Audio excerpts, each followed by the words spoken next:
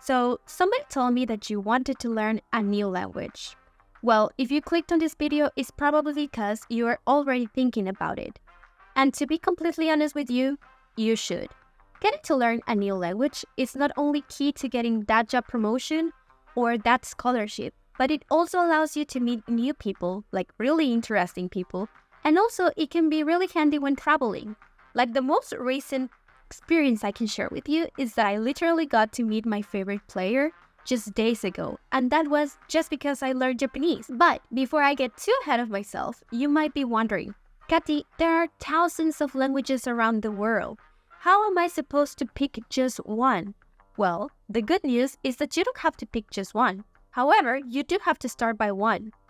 And today we're going to discuss exactly that. How do I pick my second language?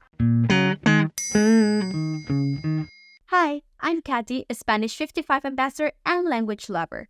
And today we are going to discuss language learning. And a spoiler alert, I am also going to hint you on why you should learn my mother tongue, which is Spanish.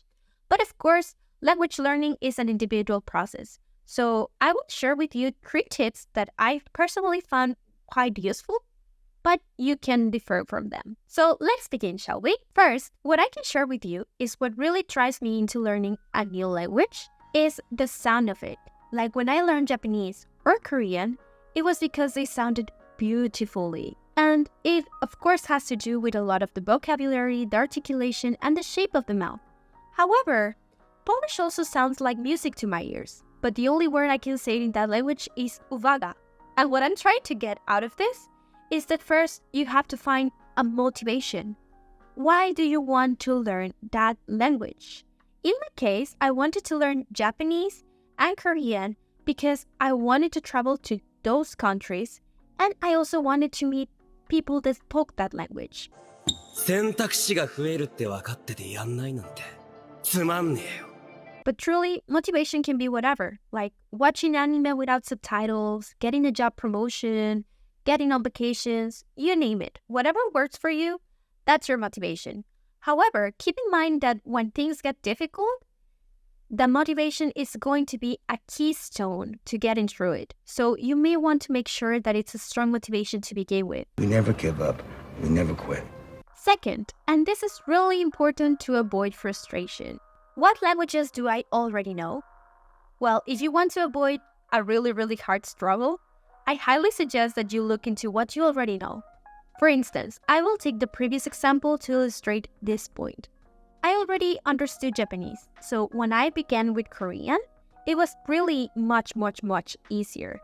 Because a lot of Korean words and the structure resemble that of Japanese better than other Western languages. And by saying this, I don't mean that just because you speak Portuguese, you're not free to go and learn Thai. Of course not. You can challenge yourself however you want. Neither am I trying to say that just because you speak Italian, you should go and learn French. Of course not. That's not how it works. Remember that learning a language should be fun and enjoyable. So of course, if you don't enjoy the process, it would be really overwhelming. And the last piece of advice that I have for you today is picture yourself. What can you do with it? So let's say that you find a language that makes you really excited.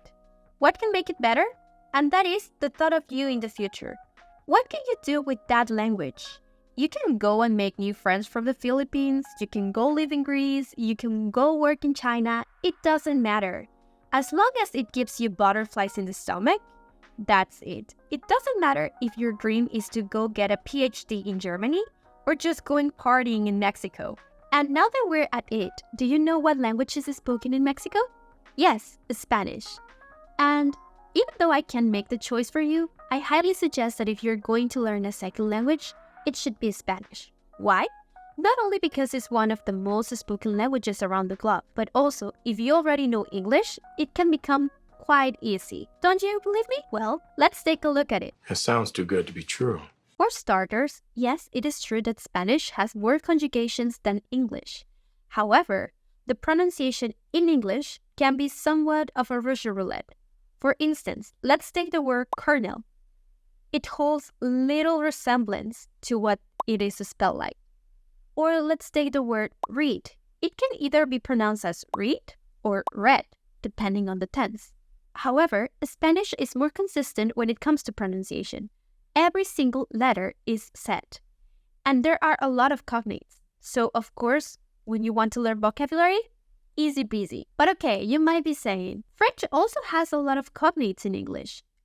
Yes, that is true. But another piece of advice from my part is that getting to know French after getting to understand Spanish and English takes so much time, especially since there's something called verlan in French. And lastly, I do have to mention one point that has made me the most proud as a native Spanish speaker.